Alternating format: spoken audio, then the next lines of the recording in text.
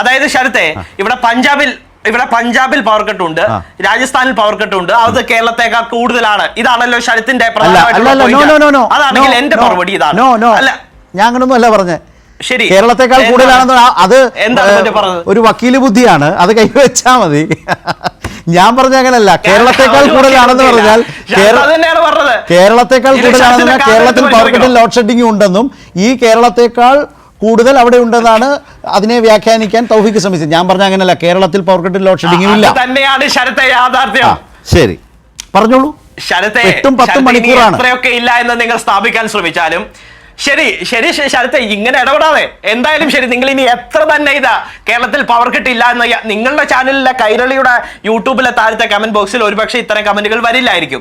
പക്ഷെ കേരളത്തിലെ നിഷ്പക്ഷമായി മാധ്യമ പ്രവർത്തനം നടത്തുന്ന കുറച്ച് മുമ്പ് അങ്ങടക്കം ശ്രീ ജയചന്ദ്രൻ സാർ അടക്കം വിമർശനം ഉന്നയിച്ച മാധ്യമങ്ങളുടെ കമന്റ് ബോക്സിൽ, അതേതായാലും ഏതെങ്കിലും മാധ്യമങ്ങളുടെ ആളുകൾ മാത്രം ഇടുന്ന കമന്റുകളായിരിക്കില്ലല്ലോ.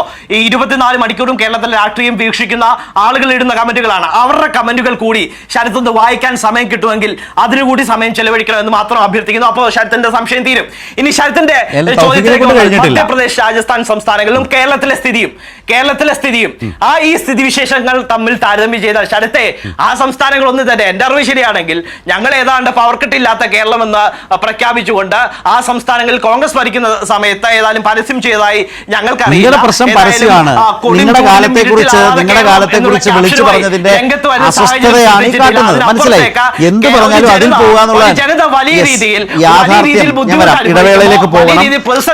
ഇത്രയേ ഉള്ളൂ. ക്ലിയർ ആണ്, സ്ട്രെയിറ്റ് ആണ്. ഇന്ത്യയിൽ ഉത്തരേന്ത്യൻ സംസ്ഥാനങ്ങളിൽ വിപുലമായ തോതിൽ മണിക്കൂറുകളോളം പവർ കട്ടും ലോഡ് ഷെഡിംഗ് കേരളം പക്ഷേ അതിലേക്ക് പോകാതെ നിൽക്കുന്നു. വ്യത്യാസം.